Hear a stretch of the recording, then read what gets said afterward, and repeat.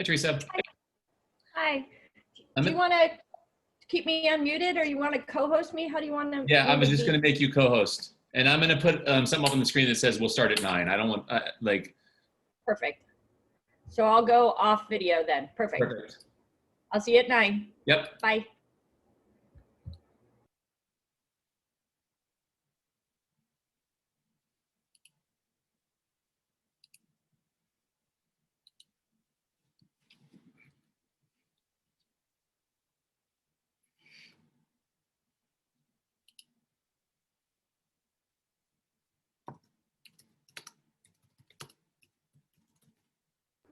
Just so you know, you're still on speaker, Thad. Thank you.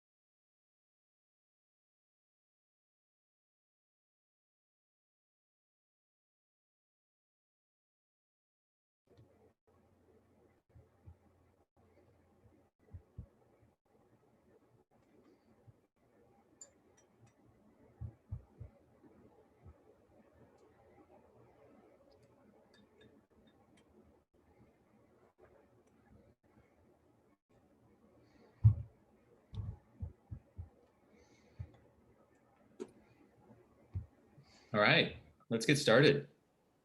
It is 9 o'clock. We've got an intimate little crew here.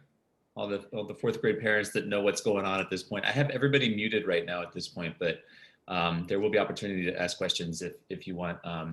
You can either use the chat feature or you can raise your hand physically or raise your digital hand once we get going on this.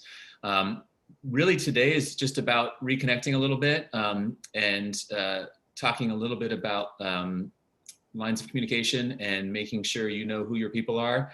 And then giving people in this group an opportunity to ask questions if there's anything that's brewing for you right now. So I think I know everyone on the screen right now. Thad Reichley, head of K4 now. So we'll talk a little bit about what that means and you know, the minor shifts that means for all of you and your fourth graders. Year 9 at the school, and my daughters are now in 6th and 8th grade, which feels weird to say. But really excited about the year so far and really excited to be able to continue supporting this crew into 4th grade and then hopefully hand them off successfully to the upper school in 5th grade. So I'm going to let Therese introduce herself, and I think you're unmuted, Teresa, so go ahead. So hi, many of you. I was able to greet you at back to school night. So I'm Teresa Hall. I'm the school counselor 4th through 8th grade. Although in the past I've been K through 8, and so most of you, particularly those of you who have been around at Mark Day for longer than this year, I've known your young ones since kindergarten. So I feel really lucky to be able to kind of carry them forward into their next experiences. As I mentioned, back to school night, SEL every week. I'm there for your kiddos. As a matter of fact, tomorrow I'll be in both their SEL classes, and I'm looking forward to working with you this year. So here we go. And for new parents, welcome. Awesome. I'm going to actually, since we have a small group today, I'm going to go around and just let people introduce themselves. And you're welcome to keep your video off if you want, but I'm going to come to you. And if you're in a place where you can't talk, if you're listening in at work or someplace, that's totally fine. We'll just cruise through. And I may be, yeah. You're sharing screen, but it's black. Oh, let me stop sharing that.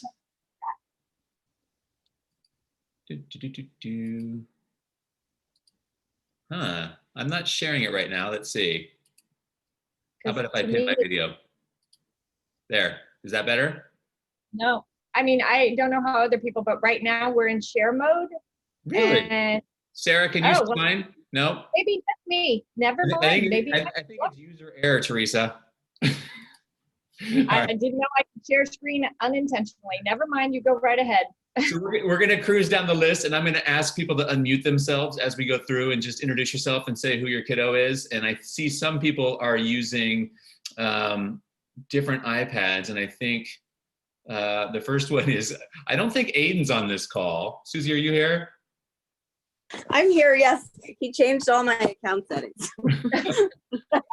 I like your background too. That's really nice. I know, right? I know. This is really highly professional. That's awesome. And who do you have? Remind the crowd.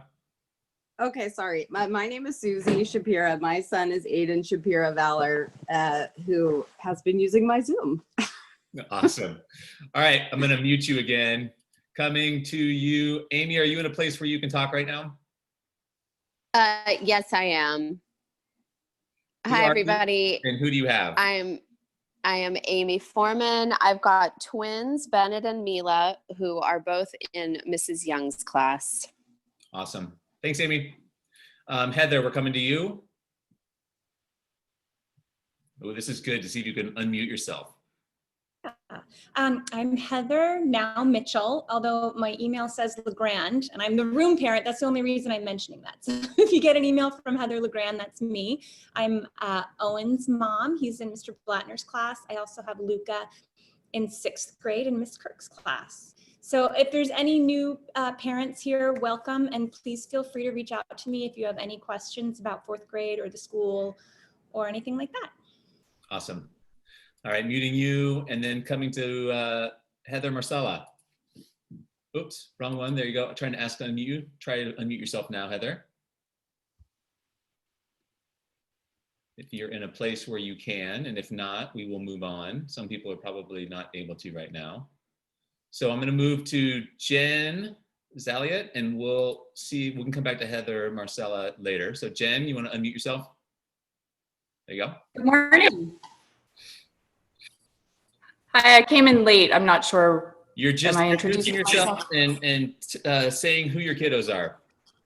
Okay, good morning, everyone. I'm Jen Zaliat. I have Noah, my daughter, in 4th grade. I have Rowan, my son, in 7th grade, and I have a recent graduate in high school, Malcolm.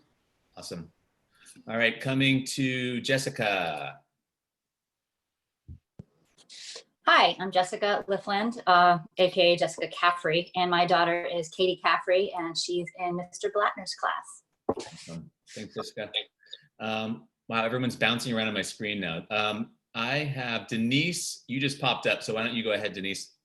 Hi, I'm Denise Esterkin. I have Everett Esterkin, who is in Mr. Blattner's class, and this is our second year at Mark Day, so I still feel super new because we only got half a year last year. So I'm happy to be back and hope to meet you guys more this year. Awesome. Thanks, Denise. And then let's go down to Jill.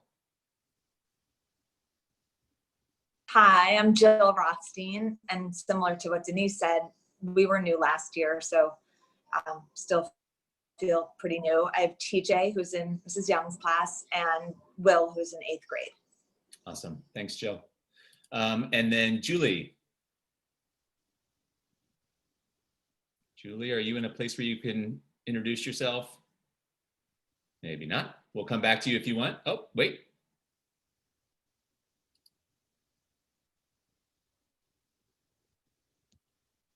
Can you unmute yourself? This is good. This is good wait time here. Hi. Yeah, there you go. Sorry, I'm late. That's okay. You want to introduce yourself and say who your kiddos are? Yes. My name is Michelle Bertram, and my kids are August in the 4th grade and Allie in 7th grade. Perfect. Thank you. Welcome. And then Pam Emo, we're coming to you.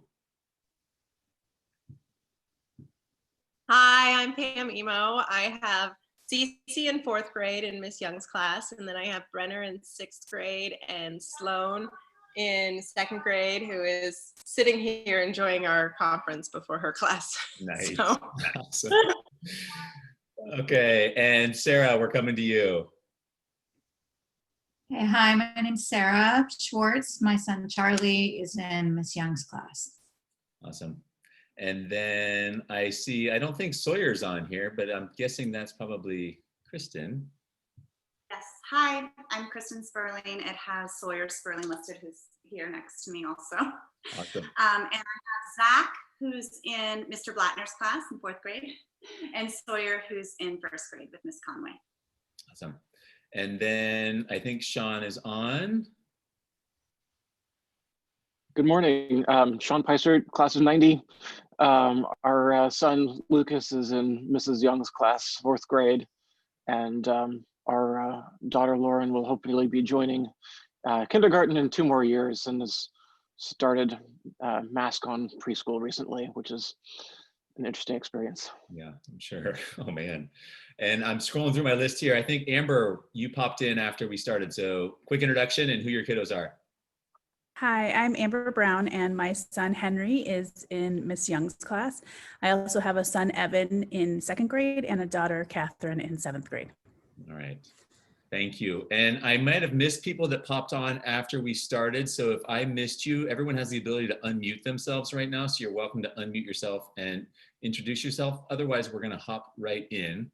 Catherine needs to go. Catherine. Oh, let's see.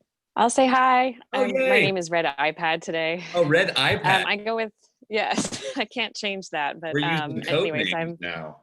Yes, I am with Sean Peisert, who is showing his school colors on his coffee mug there. Nice. And our son Lucas and Lauren that he just introduced. And I'm the room parent for 4Y this year. And it's just really nice to see everyone's faces. I can't believe how much I miss you guys. And that I just wanted to mention, I really liked it when your hair was longer over the summer. Well, you need to tell my wife that because she really doesn't. My hair is longer. So I'll go on mute now and you guys can I appreciate it. Thank you. All right. Oh, and I see Lindsay just came in. Lindsay, do you want to introduce yourself real quick? Oh, I just muted you, I think, probably right while you were muting yourself. Sorry, I'm going to not touch anything. Hi, Lindsay here. I'm mom to Owen, who's in Sam Blattner's class. Awesome. Thanks, Lindsay. Good morning. And I just saw Victoria popped in. Victoria, do you want to introduce yourself? Yes. Am I unmuted? You are. Excellent. My name is Victoria, and I am Javi Gordon's mom. We are new to the school. Awesome. Sorry for being a few minutes late. That's totally fine. Oh, people are still popping on here. And I see Adrian just popped on too, I think. Adrian, are you there?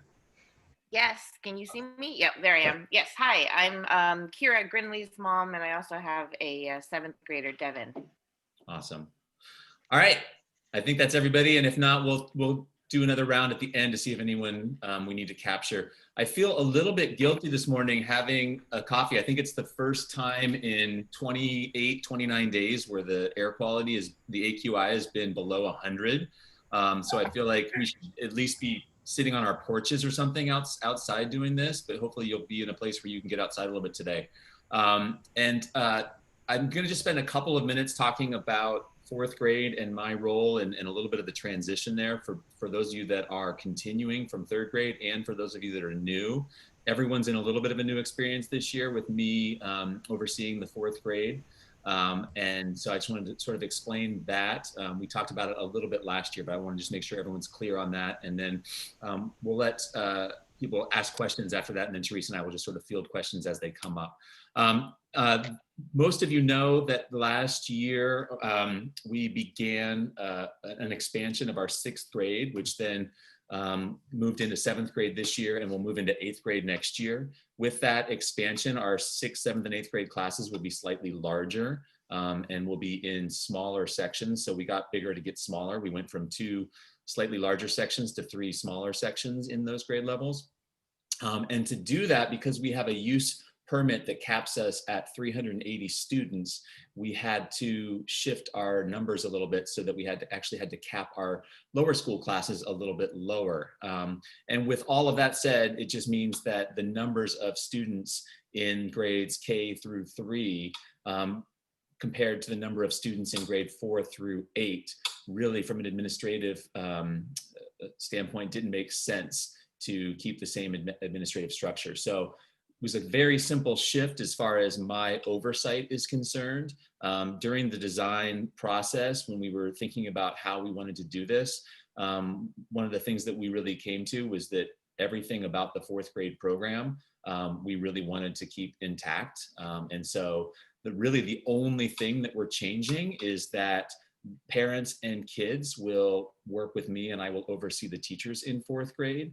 All of the other wonderful things that we love about fourth grade, the transition to PE, being exposed to a larger area for their recess and lunchtime, the more independence that they have, going to the upper school assemblies, all of those things are really going to remain the same. And all that's really changing for all of you is that you're stuck with me for another year. So, I will be your point person rather than Dave and Gael. And Gael has popped on here as well this morning. So Gael, I'm going to come to you and let you introduce yourself as well. Yeah, do you want me to, I can do that now? Yep, go ahead. Yes, hi everyone, I'm Gail Gordon. I'm the Director of Student Life at Marday, 5th grade to 8th grade. And then Ava is also in 4th grade and she is in Mr. Blattner's class. And I also have Sarah, older one, who is in 6th grade now. Cannot believe it. She's almost my height. So enjoy when you can. Awesome, thanks Gail. So with that said, really the major shift for all of you is that I will be the point of contact if you need anything, if you have questions. As always, teachers are the first sort of line of defense if you have questions about classroom stuff or anything that's happening. And Teresa is your go-to for the social, emotional, and behavioral piece there. So if you have questions along those lines, you can go straight to her if you would like. And with that, I will always say, go to who you know. I think we are a school where we try to take care of each other. And if you have a relationship developed with someone and you want to go to them to start a conversation and get some information, that is absolutely fine. You're not going to be stepping on anyone's toes. And they will help you until the point where they feel like they need to, move you to someone else. And so it may be that someone starts the conversation with you and then shifts you over to me, or shifts you to Teresa, or whoever can help you with whatever's going on. So start with whoever you're comfortable with, and then we will guide you as we need to. My biggest concern is that people get the information that they need and they feel comfortable approaching someone at school. So make sure you take advantage of that. Really, I think given where we are in the year, we've had back to school night. We've got a couple of weeks of school under our belts. We've had our first Monday now, so we've experienced every day of the week, which is always my favorite point in the year. So we know that the schedule works. And I think what I would like to do is just open it up to questions. And there's a couple of ways we can do this. You guys have already passed the first test of being able to unmute yourself and mute yourself again. And so you're doing about as well as the first graders are doing so far in distance learning. So kudos. But I think we'll just open it up to questions, and you can either put a question in the chat feature, or you can raise your hand physically, or you can raise your hand digitally. If you go to the participants tab, there's a little blue hand that you can raise, and that will let me know that you have a question. Or you can just unmute yourself and shout out if that works too. I think we're a small enough group that that would work. So go ahead, and if there are questions, Teresa and I can try to field them, and it can be big or small. So anything that is on your mind right now that would help you out as a parent. Go ahead, Catherine. And I think everyone has the ability to unmute themselves, so you can just go ahead and do that. Yeah, I was just curious about what the plans are to help get the kids get to know Mr. Hickman a little better through this transition. That's a good question. I think in years past, we have had that transition happen more from 3rd to 4th grade. And so I think as we approach the end of the year, we'll probably be doing similar activities that we used to do from sort of 3rd to 4th, from 4th to 5th. And so that'll be getting to know Dave, getting to know the 5th grade teachers, getting to know Gael, and so there'll be some moments later in the year, probably in the spring, where those will begin to happen. And it might be, meetings that Dave pops into, or special assemblies, or things that we can do for the 4th grade so that they get an opportunity to know him. The one thing that will happen sort of organically is that this group will be a part of the upper school assemblies all year long. And so you'll have the opportunity, both as parents and as students, to experience all of the leadership and all of the teachers in the upper school as they come through. So people will have a familiarity. But I think building that relationship is something that we will probably start to work on more in the spring. Awesome. Other questions?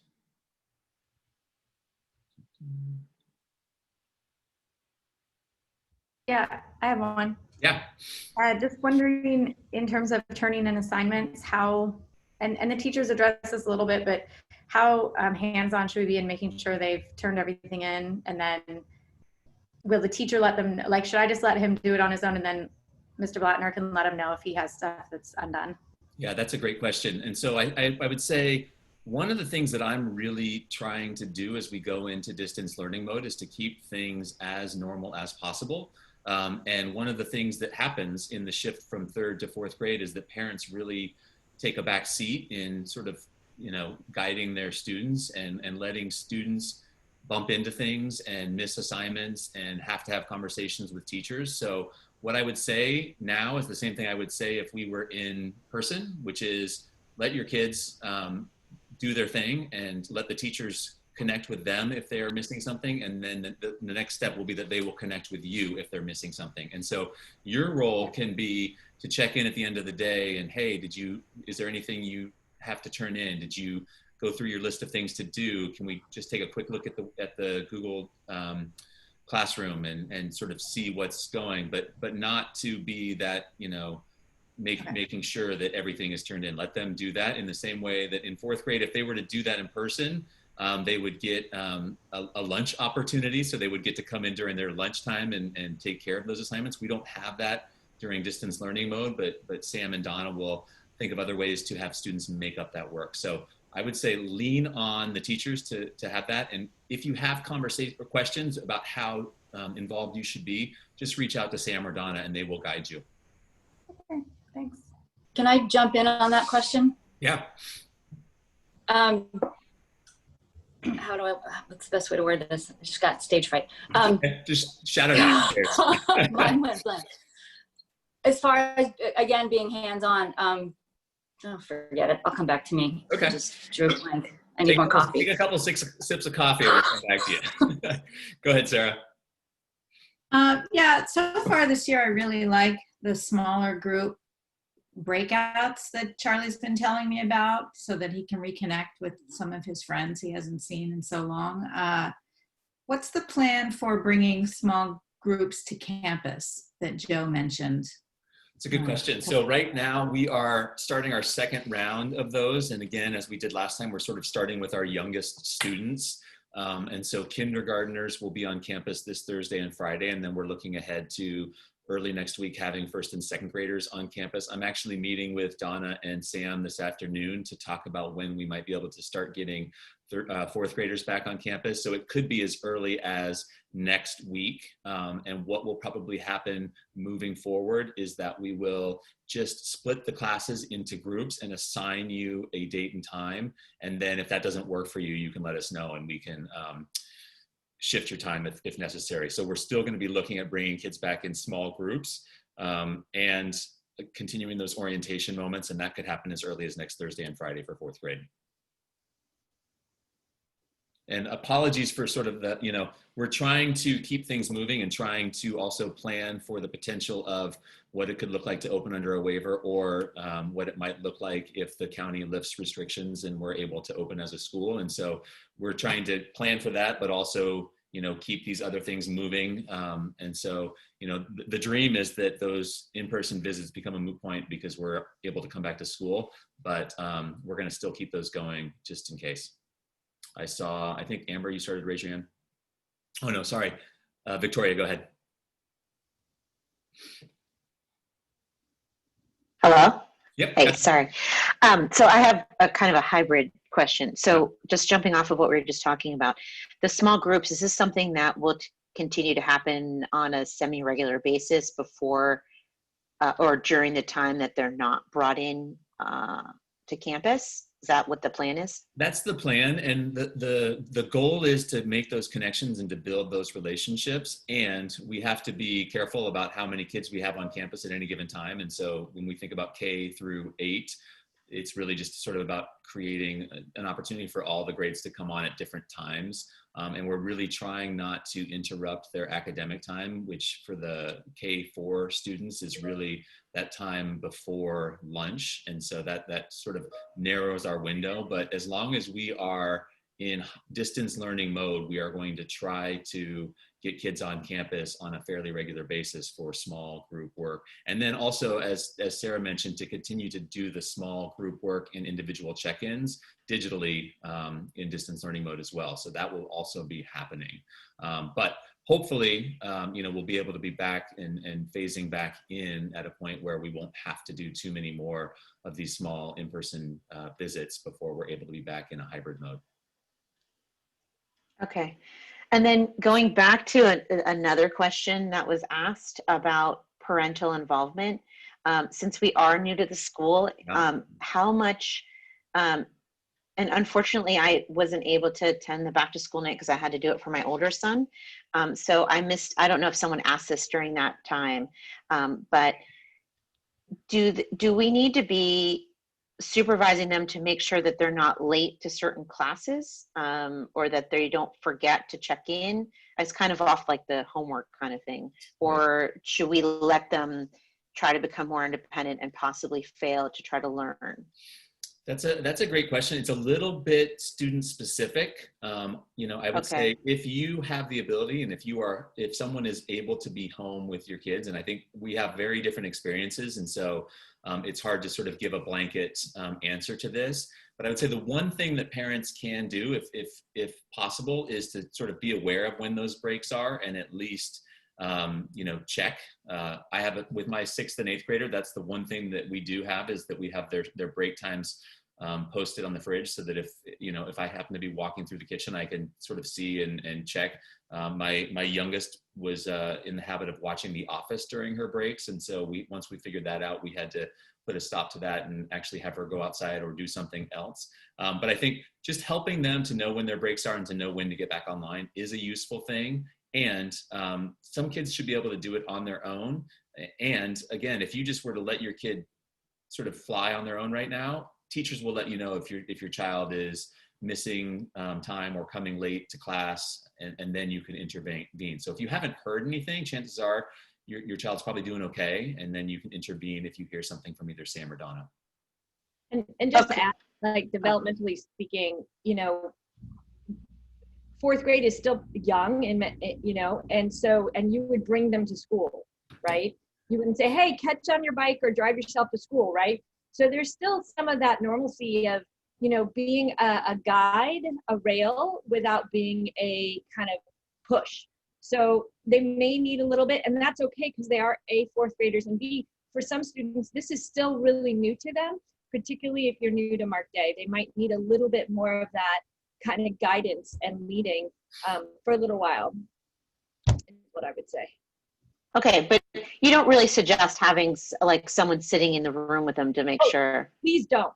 Okay. Please don't, actually. Okay. That's a great point. It just as if they're in school, you wouldn't be sitting next to them. They need to have some autonomy and feel some ability to do their work independently.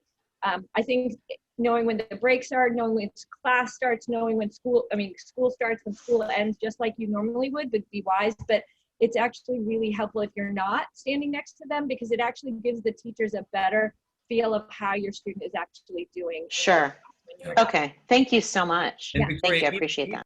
Even if you were to get an email from the teacher saying that, you're having routine late issues or whatnot, I think the next step would not be to sit with your child either. It would be to, hey, let's make sure there's a clock that is easy to read, that is near their station, so that they can pay attention to, sure. So again, it's going to be scaffolding it and doing what we can to avoid having parents have to sit with their kids while they're doing this.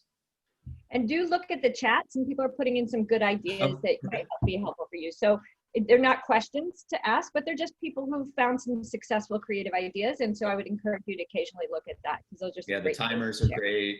Perfect. And if they were in school, what the teacher would probably do is, we have visual clocks, and they would actually probably draw on the clock and say, hey, we're on break right now, and at this time we're coming back. And so kids would be able to look up and see that. So getting kids used to that as well, and setting their own timers and paying attention to time. 4th graders are not the best judge of time, and so they may have a break, and they may just absentmindedly go to the bathroom and get distracted by any number of things on the way back to class. And so, it may not be that they're intentionally doing it. They don't know what 15 minutes feels like often. Sure. Thank you. Other questions? I have a quick question. Yeah, okay. Amy. Just a second, Amy. I know that there's a couple other people who have. Okay. Oh, sorry, I didn't even see that. Yeah, we'll go up. Amy, are you in a hurry right now, or I see you're in the car? We'll come back to you then. So I've got Kristen, and then Adrian, and then we'll come to you, Amy.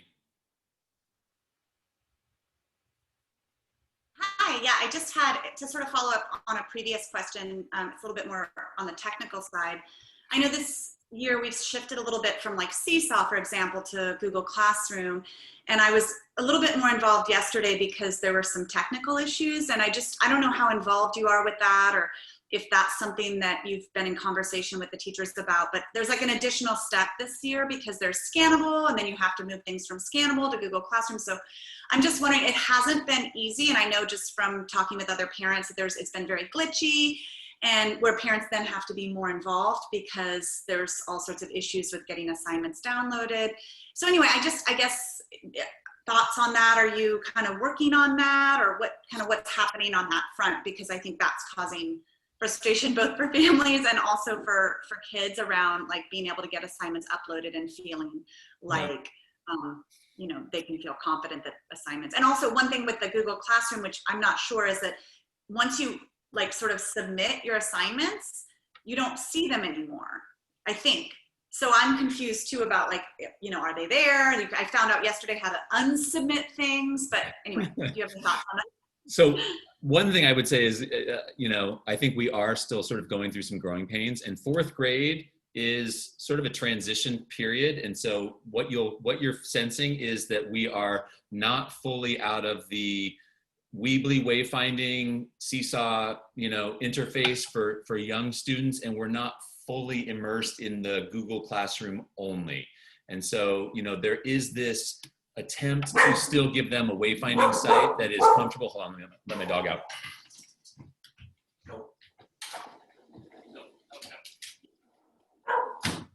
Sorry. They're not fully immersed in Google Classroom. And so we're still sort of feeling those growing pains, Kristen, and trying to figure stuff out. So I would say, be patient with us. Check in with teachers if you're confused at all. Tech support at markdayschool.org they're really responsive, and they will put you in a queue and call you back or email you back or set up a time to chat. Sometimes those are our issues that we need to work on, so it's good to let us know. And sometimes they're user error that we can just walk you through. And so it's important to reach out no matter what. And the bottom line is, just when in doubt, like, reach out and keep calm, because if you can't turn something in, we will figure it out. And it's, you know, it's, nothing is going to happen. So the more you can sort of project that calm, hey, it's okay, let's reach out to so-and-so, let's follow all the pathways that we need, you know, the more Zach will hopefully chill out and be okay with that as well, and start to figure out how to solve those problems. So we're working on those things as they come up. And, you know, when you run into frustrations, know that we're frustrated on our end too, trying to figure it out. And it is this dance of trying to figure out the best platform for students to be able to turn stuff in. Heather. Oh wait, sorry, I need to go to Adrian, and then I need to go to Amy, and then Jessica, and then Heather. I'm keeping a list for you, Thad. All right. Adrian. Thank you. Hi, thank you for keeping it in order. My question is, since I have a 7th grader, I'm not 100% clear about if we get the waiver and if we get back onto campus, are the 7th and 8th graders coming back too?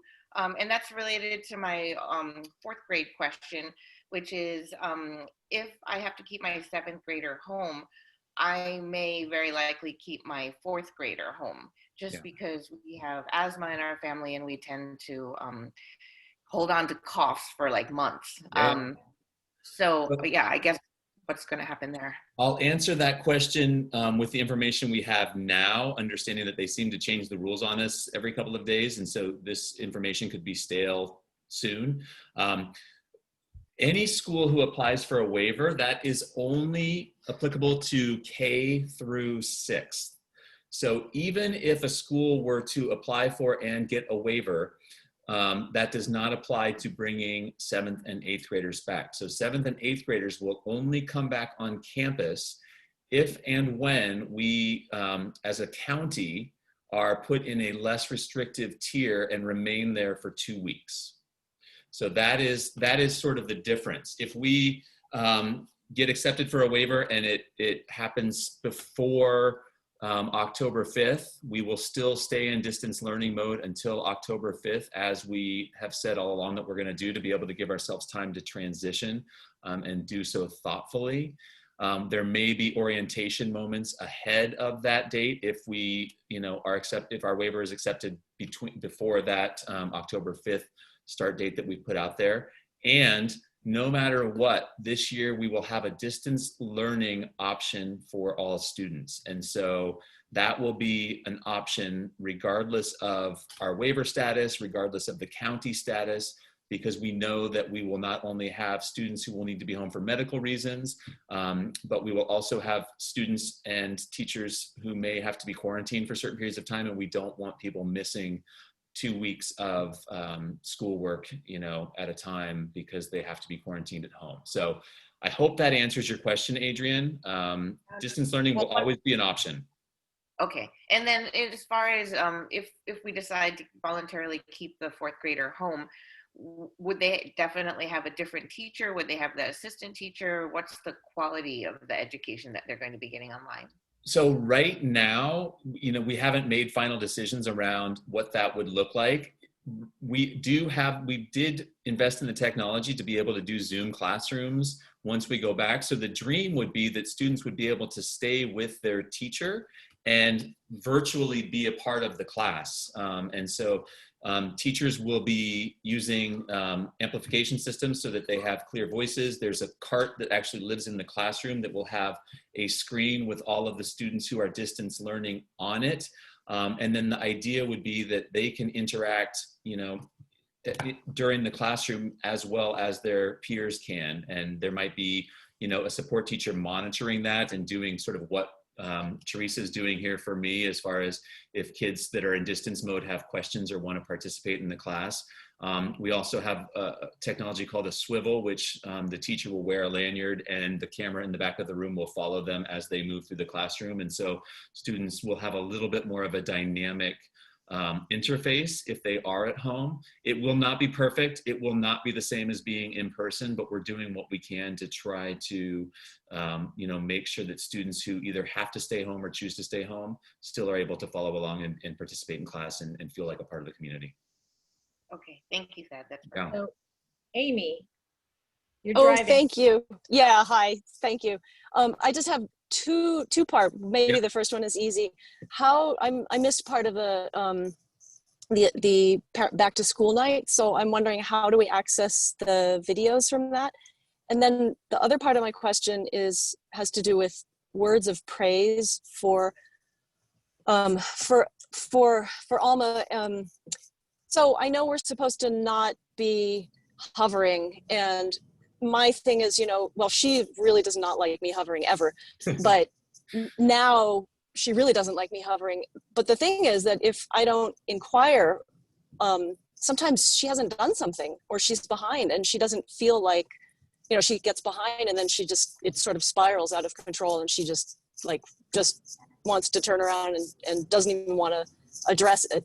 So, in that interest of balance and trying to stay positive, I'm trying to think of words of praise for her, like, things that she's doing well in being independent, but not feel combative with her.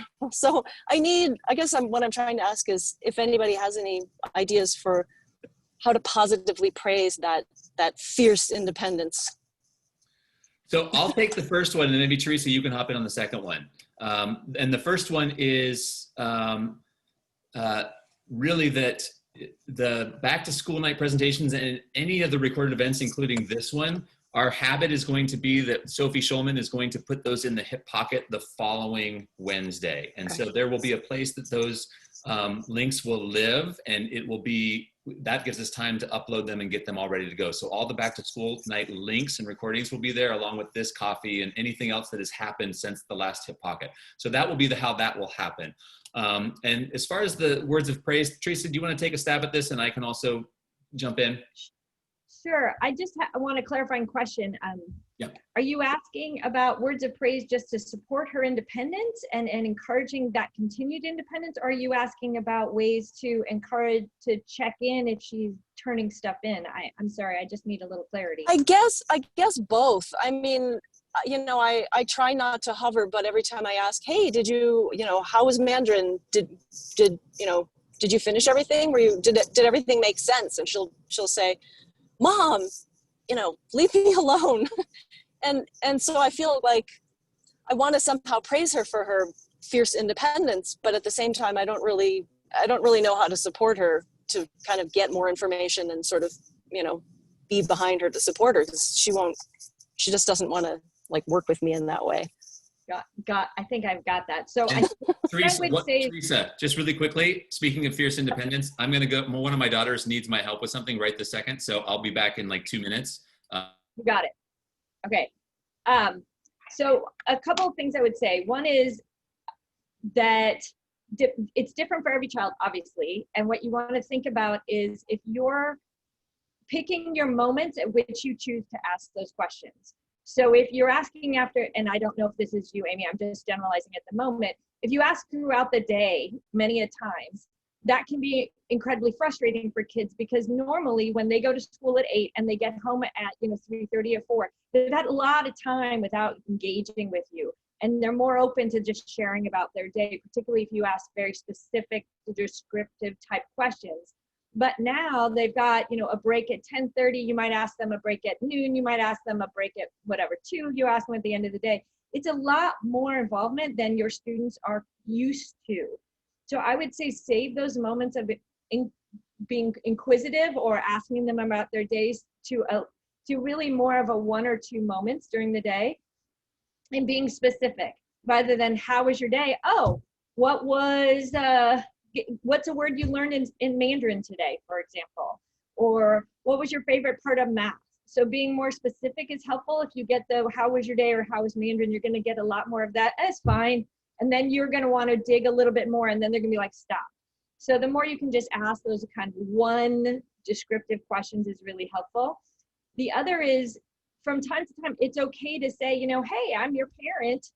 I'm here to help make sure you do what you need to do for school, whether you're in distance learning or in person. And keep in mind also with your teachers, whether it's Mandarin or in 4th grade, your teachers are going to let you know if they haven't turned something in.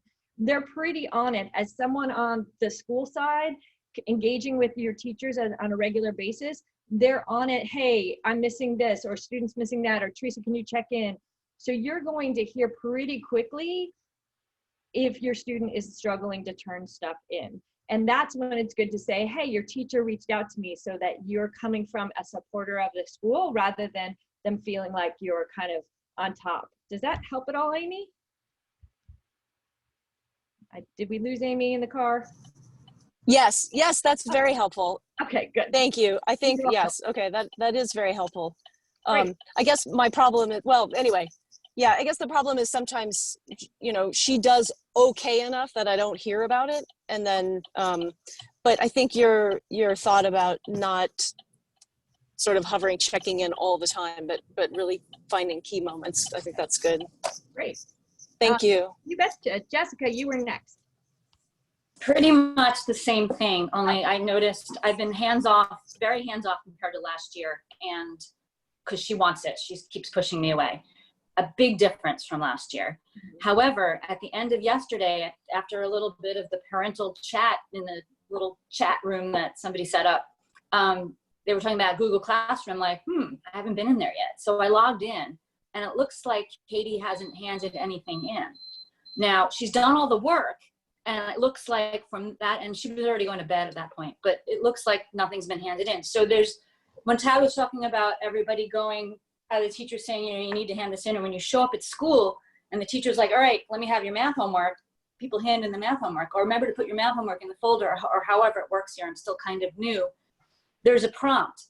And now, even if there's a prompt to do it, it doesn't necessarily happen, not because of operator error, not because the intentions aren't there and the effort isn't there, but I'm struggling between the autonomy that she wants and not knowing, not being able to get into Google Classroom and not hovering to make sure the work was not she's handing it in, it just didn't make it. She's doing something wrong, and I have no idea what.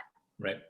I would say that those prompts are still going to be happening, you know, in morning meetings and then in small check-ins and one-on-one check-ins. And so trust that those will still happen. And again, that if teachers aren't getting the work, if Katie's not turning it in, that you're going to hear from them if there's an issue. And so again, when in doubt, I would just shoot a note to the teacher and say, hey, I just want to make sure, is Katie turning stuff in? I see that she's doing it. I'm trying to be hands-off. And you don't have to let Katie know that you're doing that. And the teacher will either say, you know what, I actually could use you to, you know, help her with this, or they might just say, no, we actually haven't turned that in yet, or let me have a conference with her.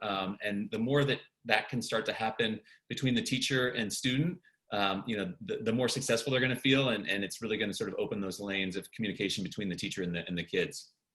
Yeah. Right. Because it was really nice with Seesaw. You get a list of what wasn't turned in. Right. And I'm like, oh, well, what about this? And I find Google Classroom to be a little less clear. It is, and and again, that is sort of the pivot point for us. And last year, 4th grade had more of a foot in the Seesaw world, And this year, some of the things that they want to be able to do with fourth graders that are more developmentally appropriate aren't possible, you know, as easily in Seesaw, and which is why they're shifting to the Google Classroom platform. But what it does mean is that it is a little less user-friendly for parents, especially, and less informative for parents. And so that is sort of the trade-off, and we'll see how it goes this year. But then, you know, just reach out to teachers if you have any questions, and know that they will do the same if they're really not seeing work from a kid or having issues, you know, finding stuff. Okay. Heather, sure, Heather Mitchell. I was just going to say that as wonderful as tech support is, if you're having a problem turning in homework, it's quite likely that other parents are having the same problem. So I just want to put my number out there. Maybe I'll send it to my classroom group. Text me. We had problems with Scannable. I found a workaround really quickly with downloading it to Google Drive and submitting it that way, because we went through that with my now 6th grader. So it's really likely that other parents are having the exact same issue you're having, and it might just be a faster response if you contact another parent. And but here's the thing with I'd like to put myself up for that as room parent. But here's the thing with the autonomy issue is I don't even know what Scannable is because she hasn't even discussed it with me. I don't even know where it is on the iPad. I didn't know there was a thing that's Scannable. And that's Maybe I'm two hands off. I don't know. And that's okay. Like, yeah. Let's remember we're on day 9, I think, and in 4th grade. And, you know, none of this stuff is going on their college transcripts. And so that's what 4th grade is for, like letting them bump around. All of this stuff would be happening if they were in the classroom. It's just happening digitally, and they happen to be in the room next door to you. So you're seeing it in a different way. I promise you, if they were learning how to use the iPads in 4th grade in the classroom, there would be hands up all over the classroom saying, why won't it work? And then you know what would happen is they would organically start to help each other out. They would solve problems on their own. They would figure out their own workarounds. And before you know it, between the help from their teachers and the help from each other and the help from the support teacher, they would be able to use these tools. And so those same things will happen digitally, and they'll happen in distance learning. And as parents, one of the hardest things to do is to sit with that discomfort and to let your kids sort of struggle with that. But that's what they would do if they were at school. The teachers wouldn't just rescue them in the moment that something wasn't working quite right. And so just remember those things. You know your child best. So if it's a moment of absolute meltdown, you know, then you can jump in. But the other thing to remember is this is also a tough time because they would hold it together in a classroom in a different way than they might hold it together with you. So it's also that you have to remember that is that they might break down in a way because they're home, because they're with mom and dad, that they wouldn't if they were in the classroom with Mr. Blattner or Miss Young. And so that's the other piece that is sort of something to remember is it may be that you're getting a bigger reaction simply because you're their comfort zone and they're going to react that way with you. So. Amy Foreman.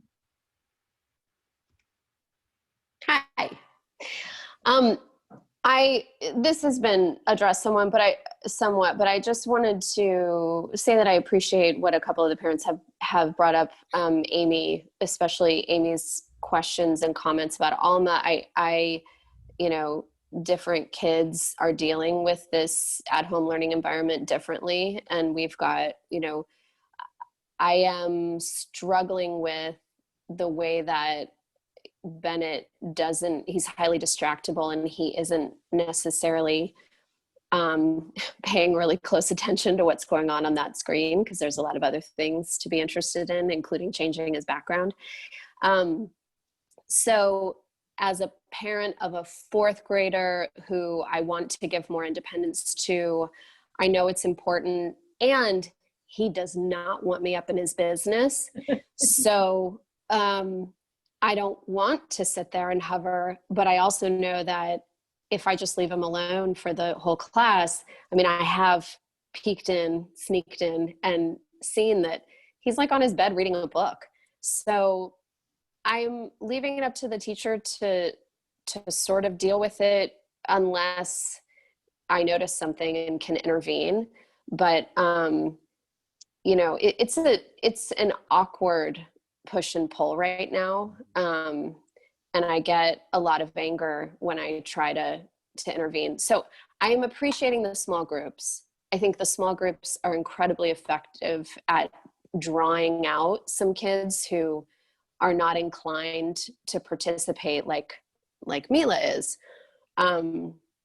Because then I would worry otherwise, like he's gonna kind of slip through the cracks, or the teacher won't really, like he can do well enough to look like he's handing in things here and there, maybe a little issue that she needs to adjust here or there. So I want to just give some appreciation for the additional focus on small groups this year. But I really just can't, I mean, we all can't wait to get back in person, but I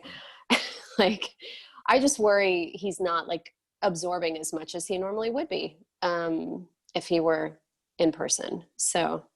And I think, Amy, that's the exact same worry that we have as educators too. I mean, we didn't choose to teach in this platform, and we're going to make the best of it. And there are certain shortcomings that distance learning has that we, just can't overcome. And so we're being as creative as we can. I think one of the things that you will notice is trying to really match a little bit more closely the classroom feel. And so there may be times when you walk by and Bennett is on his bed reading a book because he's actually done with what's going on, and the classroom may be actually happening in the background, but he may be in a quiet work time and will be called back to the group when they're ready to go again. And so, there might be breakout rooms, there might be different uses of those 45-minute blocks, because you can't really have a kid attending to a teacher talking for 45 minutes, but that means that there might be time where they're breaking into small groups, or have time where their screen is on, but they're not having to be engaged. And so just paying attention to that will be important. But yeah, I mean, I think we're going to continue to be creative. Let us know what's working for your kids. Let us know what's not working, and we'll continue to evolve. But part of it's going to just be all of us working together and making sure that we're communicating about what's happening for the kids. And go ahead. I'll add it, just to add a little something to that. Two things. One, in the chat, a lot of people brought up headphones, which I would strongly recommend as a really helpful way to sometimes help with the distraction.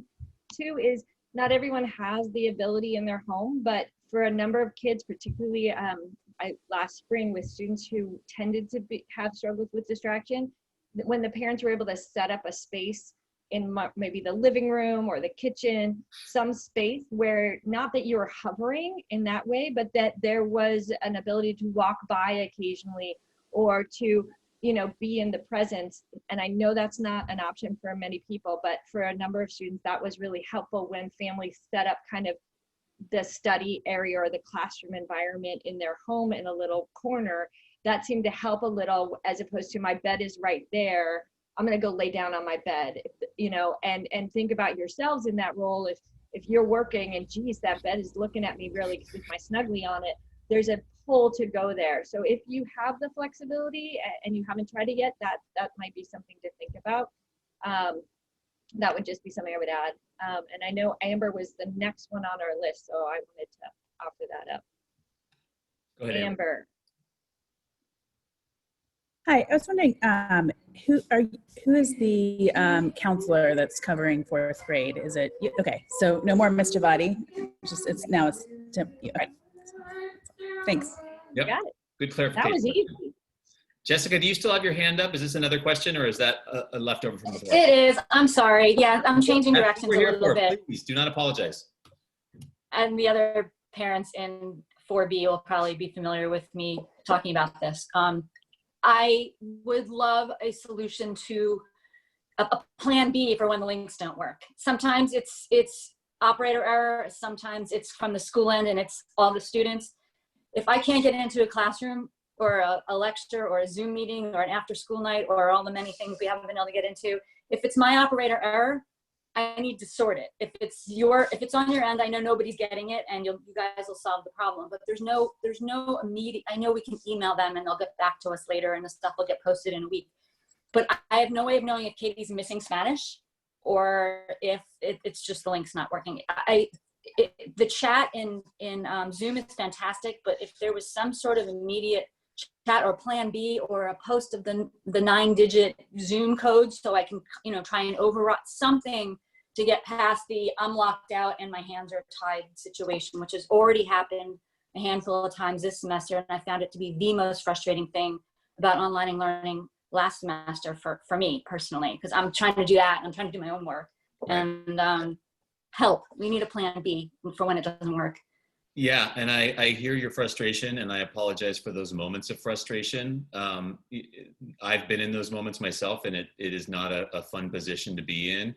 There are certain limitations to Zoom, and back to school night for fourth grade the other night was a perfect example where we had 23 different live links happening across the evening, and there was one that didn't work, right? And so, and in that moment, it like you can't send a mass email to get it to the right people. You can't necessarily send a text, and so we rely a little bit on parents to be flexible with us and to realize that sometimes we're just, there may not be a workaround that works quickly. This is where checking in with other families, can be like that phone tree moment of, it might be easier for parents to text and email each other those links if they're able to get in than it would be for a teacher to send an email because the teacher might be in the classroom. So I know it's a very unsatisfactory answer, Jessica, but I don't know that there is a perfect answer for this. We're trying to get better about making sure that our links are working. I think it's happening, it's going to be fewer and farther between those moments. We're making them more accessible. By the end of this week, they should all be accessible for major events on the master calendar, which you can then sync with your own calendar. And so that will be the place where they land. That's been a little bit of a delay because we changed to a new learning management system, and we've had to go through some hoops to be able to get that to happen. So we're continuing and constantly evolving this. But I don't think we're ever going to get it perfect. And so I think it's going to have to be, leaning on each other and letting us know when there are frustrations so we can continue to work on it. I very much appreciate that you guys are working so hard on it. I hope that there's a plan B that we can figure out. And in those moments where things are missed, like the back to school night presentation for fourth grade will be available to watch tomorrow for just that specialist section if you missed it, as well as the classroom presentation. So we're trying to provide opportunities when those things do come up to make it up. If a child misses a class because of a link that doesn't work, the other thing is just to reach out to that teacher, and teachers have been very open to having those one-on-one meetings to make up those sessions or to catch kids up. And so, again, thinking about what would happen in a normal situation if a kid were to miss a class, or, if a kid were to have to be absent or to go to an orthodontist appointment, they would check in with that teacher and they would make up that work, and they would, have those meetings. So we can do that same thing now. And it doesn't deal with the frustration in the moment, I know. But all I can say is we're continuing to work and try to improve what we can do on that. And that I wonder if there's a way to differentiate between when it's a universal link that's not working, you can send the blast out, because that lowers my stress level. I'm like, all right, everybody's kind of not getting this information, as opposed to it's my fault and I better start figuring it out. There's something going on my end. I wonder if there's an email blast or something that could be sent out saying there's a problem. One of the things that someone brought up, which I believe is accurate, that teachers are recording lessons. And so that we can explore. I know that teachers are recording lessons, and how that is being accessible to students, I'm not 100% sure. Right.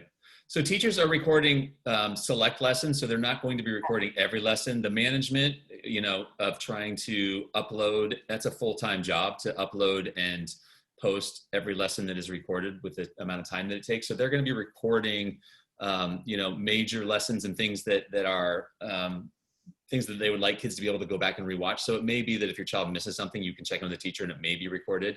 But I also don't want people to start banking on that every lesson is going to be recorded, because it's just an impossible goal for us to try to reach. I understand that. I'm a teacher and I totally messed up the recording of my class last night. Yeah, and Jessica, and I think, we're continuing to figure out, I had that moment on that fourth grade Zoom the other night where it was like I was the reason that Zoom link was copied and pasted in the wrong place. And so, trying to find all the parents that were going back to the 8th grade meeting and some that were actually in the meeting. And so, the problem is that there's just sometimes aren't ways that you can reach everyone because they're in different spots. And so that's the trick. And hopefully the answer will be that we will just get better at making sure that the links are foolproof, and that hopefully we'll be back in school soon enough that this won't be something that we have to keep doing forever and ever. So I feel the frustration and I apologize, and we'll continue to work on it. Yes. All right. And lots of deep breaths. Exactly. And it sucks. It's just the worst feeling ever to be in that moment. I had two within like a couple of days, because I had the 4th grade one, and then I had my lower school assembly where the link was expired from when we refreshed the Weebly pages. And so again, like I had 180 parents and kids trying to log into a morning assembly, and there was nothing I could do to fix the situation. And we finally just had to cut bait and reschedule. So, you know, it's the worst feeling, and I apologize because I've been there myself. I'm trying to look in the chat room to see if there are. Yeah, I've been scanning it, Dad. People have been great. And the last kind of comment, and I know we have to go, I actually have to meet with the teacher, is we are definitely teachers regularly talking about the social emotional impact on the students, meeting with students individually. Each class has SEL happening every single week. So your students are engaging in that as well, doing small groups. So we are working hard to keep those positive social emotional connections, working on our tools to help us manage our frustrations. So we're going to keep supporting our students best we can in that environment as well. I think was the last comment I think that I wanted to put a comment to. And I'm sorry, I have to back up, but thank you everyone. It's always wonderful working with your children. Yeah. Bye, Teresa. And all I will say, these really are extraordinary times. And so, you know, some of the things that are going to be coming up for your kids are unprecedented, and we'll, you know, work through them together. And the more we communicate and the more we lean on each other, the easier this will be for all of us. And I will say it again, students follow our lead on how they react to stressful situations. And so in this time, the more we can present, you know, that calm excitement around what 4th grade is, and not the anxiety and longing for what 4th grade isn't this year, the more positive our students will be able to be as they go through this process. And so, you know, sometimes that's easier than others. And I know I go through my own ebbs and flows emotionally with how I'm able to support my own kids through these hard times, and how I'm able to deal with the sense of loss that I'm experiencing as well for their 8th grade and 6th grade years. But the more we can, as parents and as adults, really present that calm, excited, enthusiastic front, the better it will be for all of our kiddos. So that's all I would say as I leave you all. Thank you for being here this morning. And if you have any other questions or concerns, feel free to just reach out to me, and I will direct you in the right place if I don't know the answer. All right, everyone, be healthy, stay safe. Bye. Thank you so much. Of course. Thank you. Bye.